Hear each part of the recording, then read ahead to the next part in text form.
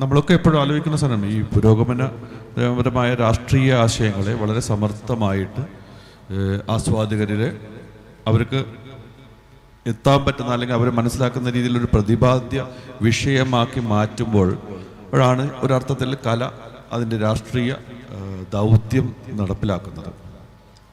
സ്വാഭാവികമായിട്ടും നമ്മൾ പറഞ്ഞു പോകുന്ന അല്ലെങ്കിൽ പൊളിറ്റിക്സ് എന്ന് പറയുന്ന രീതിയിൽ രാഷ്ട്രീയം എന്ന രീതിയിൽ സിനിമയെക്കുറിച്ച് കാണണോ, അല്ലെങ്കിൽ നിലവിലുള്ള ഭരണകൂട രാഷ്ട്രീയമാണോ, അല്ലെങ്കിൽ ഏത് തരത്തിലുള്ള രാഷ്ട്രീയമാണ് ചർച്ച ചെയ്യപ്പെടേണ്ടത് എന്നുള്ളതൊക്കെ ഓരോ ആർട്ട് ഫോമും കാണിക്കുന്ന അല്ലെങ്കിൽ കൊണ്ടുപോകുന്ന വഴികളുമുണ്ട്. അപ്പോൾ അത് സിനിമയിലായാലും സാഹിത്യത്തിലായാലും മറ്റേത് നാടക കലാരൂപങ്ങളിലുമൊക്കെ അതൊരു രൂപകം പൊളിറ്റിക്സ് അതിൻ്റെ രീതിയിൽ വരാറുണ്ട്.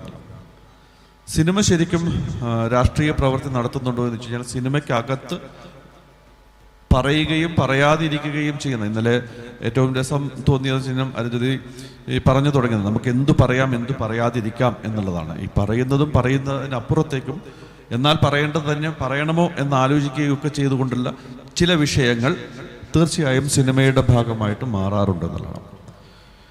നമുക്കറിയാം പുതിയ കാലത്തൊക്കെ ഏകദേശം 100 വർഷത്തോളമായിട്ട് സിനിമ ഉണ്ട്. സിനിമ അതിൻ്റെ സജീവമായിട്ട് കൊണ്ടുപോകുന്നുണ്ട്. മലയാള സിനിമയിൽ ആരംഭകാലം മുതൽ തന്നെ പൊളിറ്റിക്സ് അല്ലെങ്കിൽ രാഷ്ട്രീയ സിനിമകളുടെ രീതികൾ ഉണ്ടാകുന്നുണ്ട്. അത് ജാതി രാഷ്ട്രീയമുണ്ട്, മതം വല്ലാതെ കരുതുന്നുണ്ട്.